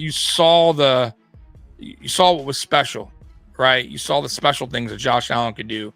And you knew all you had to do was he just had to keep working, keep grinding, right? Keep working with Palmer in the offseason. And he did just that. And he fixed his mechanics. And he got better. And obviously this is the Josh we see today. a way different Josh than we saw first couple of 2-3 years really. But that's on Josh, right? Josh went out and did what he had to do in the offseason to become what he is today. They should have had better quarterbacks. Obviously, yeah, bro, for sure. Yeah, the GOAT of the preseason. Yeah. For some reason, Peterman ruled the preseason. For sure. Yeah, I know. Will Bean help Josh? No, he won't. That's they need a defensive tackle, Jose. So here's the thing. You can get a speedster because we need an over the top guy. You can find that in probably day 2, day 3. I'm just saying you can. And we only really need an over the top guy. I think offensively, what I would like to see if the Bills draft, for me, you draft a left guard, an over the top receiver, a speedster, and I would like to draft a running back, a bigger back. Will it happen? Probably not. And by the way, I like our backs. And Ty Johnson's a free agent. I don't know what Ty Johnson's gonna demand out there because he had a pretty good season, and I don't know if he wants to be more than just a third string running back. He may. And there might be a team out there that wants him as their second back. So we'll see what happens with Ty Johnson. But right now, currently, we only have 2 running backs that's on the roster, which is James Cook and Ray Davis. So we'll see what we do when it comes to the draft, and we'll see what we do with Ty Johnson if we make him an offer. It was the plan, but plans change, and that happens. I never thought it was a bad thing. I just wish they were more prepared. Josh's rookie year, but listen, that stuff happens, and it happens not just to the Buffalo Bills. It's happened to many quarterbacks through the NFL history, right? Like drafted quarterbacks that weren't supposed to start wound up getting thrown into the fire early because of certain situations. I mean, look at Cleveland. Baker Mayfield wasn't supposed to start as early as he did, but Tyrod Taylor, what did he get hurt? Or I think he got hurt, and I don't think he ever saw the field again. And it happens. This year with New England, I don't think they were planning on going with May that early, and they winded up going to May because it was just not going good with Brissett, and Brissett was getting was pretty much playing hurt. I mean, that dude was getting a lot of pressure and taking a lot of hits for the Patriots this year. So just how to start out of necessity. The right call would have been having the better QBs than what we had. So just, yeah, absolutely. But it wasn't, and I think they thought McCarron would be the guy, and they were mistaken. He was not. And then they had no choice but to put Nate Peterman in. But we all knew the outcome. I think every fan here that watches the Buffalo Bills and saw Nate Peterman in 2017 knew the results were going to be the same. Nobody thought, I don't give a fuck what he did in the preseason. Nate Peterman's Nate Peterman. What you see is what you get. And he showed you that in the first game of the season. And it was bad. It was really, really bad. They could not keep him out there on the field for the complete season. It just was not going to happen. Yeah, exactly. Shit happens, man. And sometimes that works that way. But anyways, guys, man, I want this podcast here, the one we're doing today. And look, we're still gonna talk Bills football. We're still gonna talk football in general. But I'm gonna be having guests on and trying to make this more of just everything, sports, entertainment, music, whatever. Like, funny videos. I just want this to be a little bit more different. But today, listen, we went down the McDermott rabbit hole again. I didn't want it. I want to, but I'm going to go with however the chat's going, to be honest with you guys as well. I want this thing, like I said, I want this podcast to be about a little bit about everything. But as long as you guys are, whatever you guys are talking about in the chat, we'll go that direction. I have no problem with that. Really, honestly, it's you guys are what makes this podcast go at the end of the day. So I appreciate you guys rocking with me like you guys do. So, yeah, by the way, have you guys ever seen this channel before, or heard of this guy before? Steve Inman. Oh, bro, this guy so funny. If you haven't seen it, his stuff, man, I just started watching this guy. Well, it's been an ongoing issue here in Mexico where charter vans full of passengers getting robbed by lowlifes, and then those lowlifes getting trapped in the van, and then a beatdown buffet ensues. Now pounding the living shit out of this coward, turning his face into hamburger helper stroganoff. And it's just a shame to see 4 dudes beat on this coward when clearly there's room for 5 more to get in on the action. It's a pretty big van. Come on, get to work, fellas. Now utilizing the Goodfellas stomping technique as they stomp on him like the pile of dog crap he is, and now they dog pile on top of him and continue this beatdown buffet. Dude is completely turned into dust particles, now looking like shake and bake. In fact, he's disintegrating as if Thanos snapped his fingers. Believe it or not, this beatdown will continue for another minute and a half, so we're going to speed things up and turn it into Benny Hill mode. While we do that, I'm just going to sit back and eat my popcorn. Oh man, guys, it's no, not these road pirates. This guy, I love it, man. Like, feeling to my heart. No, not these road pirates out here being so stunning and so brave. I can't stand protesters that block traffic. I hate it. What? That would so be me. Just pick each guy up and toss them. Out here trying to preach to us. The hypocrisy stinks, and it's just so good to see their stink asses get dragged across the freaking concrete. And this car looks like he's going to get to his day job, because more than likely he has to pay taxes that support assholes like this on the roads. More than likely they've only been out. If you guys don't know, it's on X, Steve Inman. Like I said, I just kind of discovered this guy, and I couldn't agree with majority of stuff that this guy says or does. Enforcement handles things a bit differently, like tossing sand onto this suspect, shots to the dome with gigantic chopsticks, doing whatever they have to do to take the suspect down. Now it looks like they're going to try and go in for a big shot, and he blocks it. He says, "Bring it on. I got plenty of more cut blocks where that came from." Now feeling courageous, thinking he can do this all day, he says, "Bring it on. I'll take on all of you, and then I'll go home and sleep with all your mothers afterwards." One shot to the dome and one to the back of the dome, and he takes a bow for his efforts here tonight. And now they're beating the They do things different in other countries, by the way. So, no candy coming out yet. So yeah, basically this guy just does a lot of videos of things that looks like Kyle's had don't go good for some idiots. Poke attempt delivered by Chaz, but Chaz ends up taking one on the stop. Oh. And ends up folding over like an origami piece of art. Now looking like a broken snow angel in the clearance rack in a Dollar General's. He goes, "What'd you say about my mama?" And of course, LL Cool J got to live up to the hype of his hit song, but ends up getting hit in the spot locker. And what a beautiful follow. Oh no! A spare knuckle sandwich to the dome. So anyways, you. Oh, this is great. This guy going naked in the store. And this guy comes in and just wails on him. Carl Winslow caught him. Boom! Called him Carl Winslow. This guy just walks in the store like nothing. Oh, hey-oh.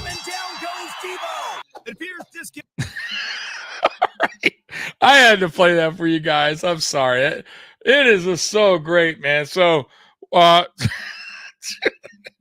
you guys, like I said, you have X, that guy's Steve Inman, very funny stuff. Yeah, beautiful stuff. It's great. I just love when people pay the price for being idiots. Like, I love it. Like, if you're going to be an idiot, right, then they're going to treat you like one. Right. What is that quote? Play funny game, get stupid. What is that? What is it? Oh, I forget it. Play funny game, get stupid winnings or something like that. I don't know this saying. You guys know it. But so play stupid games, get bad prizes or something like that.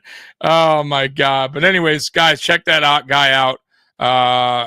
He has a ton of followers. So anyways, man, appreciate you guys rocking with me once again. I'll try to do this daily, 1 o'clock, 2 o'clock, something like that. So guys, Bills Mafia and everybody that watched today, I love you as always. Go Bills. I'm out of here. Peace.